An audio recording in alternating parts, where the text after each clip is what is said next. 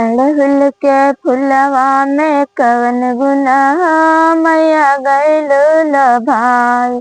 निमिया के गठिया में कवन गुनाह मैया गइलू लो भाई।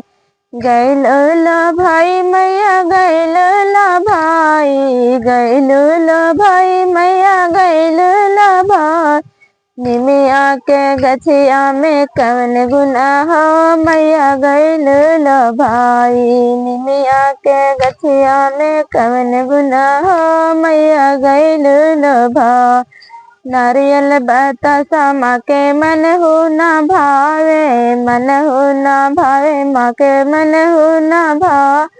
पान सुपारी माँ के मन हो ना भावे, मन हो ना भावे माँ के मन हो ना भावे। खोवा के पेड़ा में कवन गुनाह मैया गइलू लो भाई। खोवा के पेड़ा में कवन गुनाह मैया गइलू लो भाई। निमिया के गठिया में कवन गुनाह मैया गइलू लो भाई। निमिया के गठिया में कवन गुनाह मैया गइलू लो भाई। नारियल बतासा माँ के मन हो ना भावे, मन हो ना भावे माँ के मन हो ना भावे।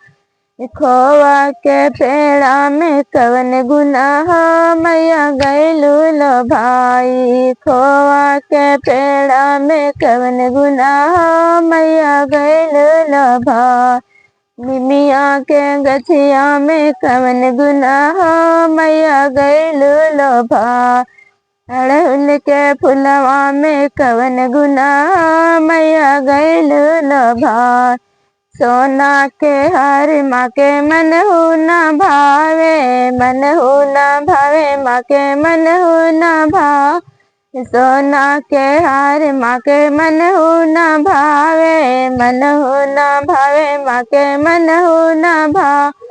अड़हुल के हरवा में कवन गुनाह मैया गइलू लो भाई। अड़हुल के हरवा में कवन गुनाह मैया गइलू लो भाई। निमिया के गठिया में कवन गुनाह मैया गइलू लो भाई। सोना के कंगन माँ के मन हो ना भावे, सोना के कंगन माँ के मन हो ना भावे। लाल लाल चूड़िया में कवन गुनाह मैया गइलू लो भाई। लाल लाल चूड़िया में कवन गुनाह मैया गइलू लो भाई। लाल लाल चूड़िया में कवन गुनाह मैया गइलू लो भाई। निमिया के गठिया में कवन गुनाह मैया गइलू लो भाई। लहंगा और साड़ी माँ के मन हो ना भावे, लाल लाल साड़ी माँ के मन हो ना भावे।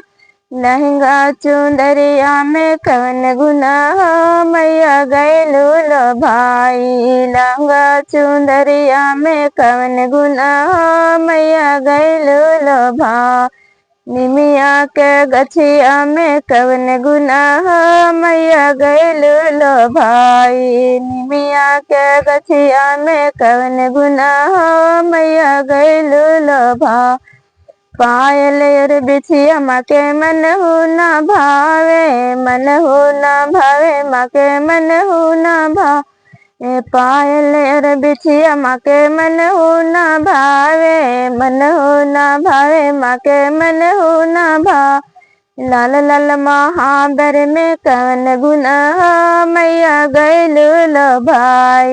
लाल लाल महाबर में कवन गुनाह मैया गइलू लो भाई। निमिया के गठिया में कवन गुनाह मैया गइलू लो भाई। निमिया के गठिया में कवन गुनाह मैया गइलू लो भाई। अड़हुल के फुलवा में कवन गुनाह मैया गइलू लो भाई। अड़हुल के फुलवा में कवन गुनाह मैया गइलू लो भाई।